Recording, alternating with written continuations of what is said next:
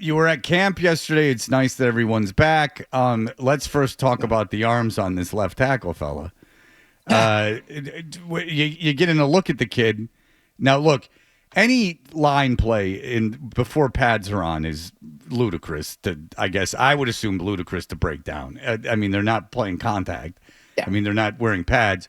But Will Campbell's arms. I heard people talking about this yesterday. I do find it interesting. Does he look different than the other linemen? I don't know. I mean, we're judging arm length again. I mean, this is what we did. No. Yeah, but it's the first day, and it's funny to me. Like, I'm serious. Yeah. Does he look different than the other tackles? I mean, compared to the 6'8", 328-pound guy they draft, yes, he does look a little different than that guy. I mean, he's not a super long tackle, but he's certainly a super athletic tackle. And it's his first day of camp. There were 16 11-on-11 reps, and for Jake Maye and the first team, this is what we're talking about. So I'm a defense guy. Like seeing this defensive line get some pressure. I think this should be one of the best defensive lines in the league. So the fact that they got some pressure yesterday, I think that's a good sign. And hopefully the tackles come along, but one day down. Okay, but you have to admit, if we're going to take anything seriously, then the situation at right tackle, what was going on at right tackle yesterday?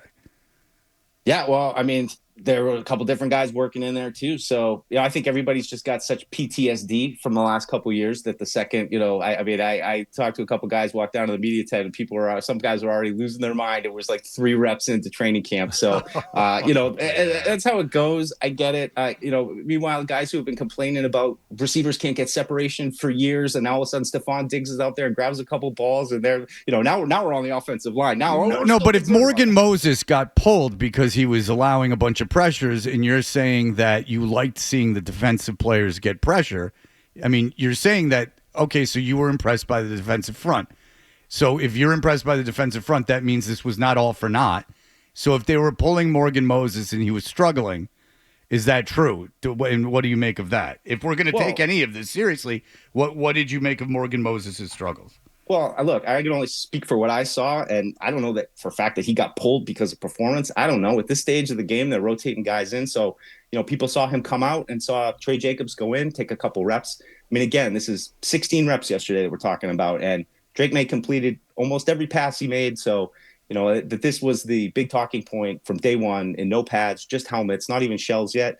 I'm not really all that worried. Morgan Moses is a longtime veteran. Yeah, he's had a little bit of a ramp-up period, too. It was hot yesterday. We saw some other rotation going on. So I'm not going to get overly worked up. We talked about this stuff all offseason, and certainly I get it. We all want the tackle play to be better than it was last year. But let's wait a little bit and see how it goes. Well, and again, let me tell you this. One of the best defensive lines in the NFL this year. So, yeah, they're going to get some pressure. Wow, he pivots to defense. Okay, let's do this. So predictable. I mean, you got to. I mean, I don't know why you're that. If you're there, if you don't care about anything, but I'll tell you this: is that Morgan Moses? It would concern me because I like Morgan Moses, and I thought last year he was as good an influence as you could have in the Jets locker room. But he's like a 50-year-old, 34-year-old. I mean, he's good, but he's incredibly banged up. And so, look, if they pulled Will Campbell out or they pulled really anyone else out, I'd be like, okay, fine, whatever. But if the heat is getting to Morgan Moses, and I don't mean to mean too much of this, but I would keep an eye on Morgan Moses. If it seems like heat's getting to him or he's not steady, then pads or not, I mean, I would be a little concerned. He's a big guy who's been carrying a lot of weight for a long time, and I like Morgan Moses. But if they lose Morgan Moses, they're in trouble, no? Yeah, no, all fair points you make, Fred, for sure. But at the same time, I don't think Morgan Moses just fell off a cliff this offseason. So, if he did get pulled yesterday, and I don't know, I mean, there's rotation going on. So, everyone says, he got pulled because he was terrible. Like, no. I find that a little hard to believe. No. 11 with just helmets on, right? Like, he got beat once or twice, and like, oh my God, that's it, pulling. So I don't know. That's what the storyline's going to be. But you're right. You're right to be concerned. And again, like, I'm not concerned about yesterday. Steady. I'm concerned about like if this is something where he's. I don't think they pulled him because, oh my God, he can't be out there. He forgot how to play right tackle. But if he's like lumbering, or they're concerned about his conditioning, or they're concerned about It's something I think that Warren's keeping an eye on because of who he is and how long he's played. And again, when they signed him, I liked the signing.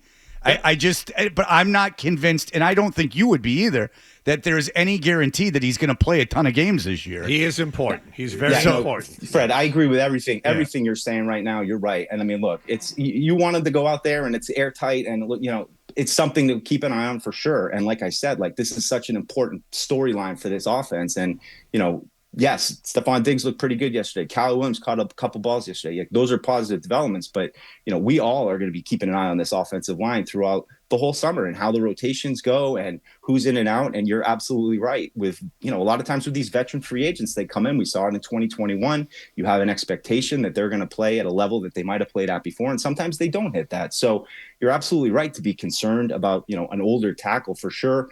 I'm just not ready to freak out yet. I guess I'm still in the afterglow of, watching Stefon Diggs and, Kyle Williams and Drake Maye look, like he's getting the ball out pretty quick. And, again, I'm excited about this defensive front. I was a little bit interested to see how it looks. And, yeah, they're going to be a nightmare. They were, that Philly front was a nightmare last year, and they exposed the Patriots offensive line and really gave you some truth serum at that point in training camp. So, we'll see how it progresses. I hear everything you're saying, and you're absolutely right. We need those tackle positions to be good. And anytime you're coming out of the first day of any practice feeling like, well, it wasn't great today, not a great sign, but long way to go. Talk a little bit more about the wide receivers. You mentioned Kyle Williams and why Jalen Polk did not participate yesterday. Yeah, Polk was a little bit of a surprise. I mean, he's been rehabbing shoulder surgery during the offseason, but we say it all the time. Anytime with these younger guys, especially rookie guys, but even second-year guys like him who are looking to have a bounce-back year, that you need to be out there for every practice. So it's a little disappointing not to see him out there right from the get-go. But with such a jam-packed wide receiver room, it really is going to give some other guys some opportunities. So Mac Hollins not practicing yet. Jalen Polk was out.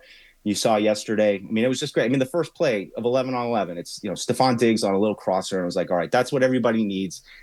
Feel like, hey, we've got a weapon, and that connection and chemistry between Drake and Diggs is growing. And, really, I thought just Kyle Williams, just seeing him out there and be involved. I've been around long enough to see rookies come into camp and they're either hurt, they can't get going, or they just don't do anything. And, again, I'm not going to overreact to it, but come out of 16 total plays and you have a couple catches in your first day of practice, pretty good sign for that guy. So, tackle's a big concern, but wide receiver's been a big concern too. Some positive developments at that spot in the first day. How's the rhythm and the cadence of practice with Vrabel compared to Mayo?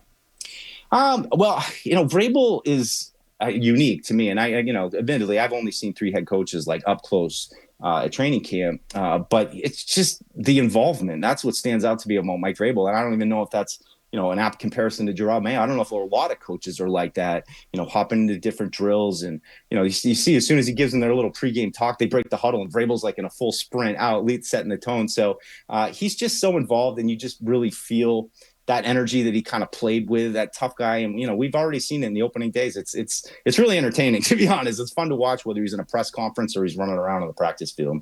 Did you feel bad for Volin when he screwed up like that and then he got called out? Yeah, well, then Vrabel did pop quiz time yesterday with everybody else, and nobody knew that. So I think you got to be on your toes with Vrabel. I mean, I didn't know people didn't already know that, but they know it now. If you like that clip, and how could you not? Check out more videos from Toucher and Hardy here. Point slightly up and to the left. For more Patriots analysis and opinion, hit this playlist. Point slightly down and to the left. And for the latest from the Sports Hub, download at 985thesportshub.com.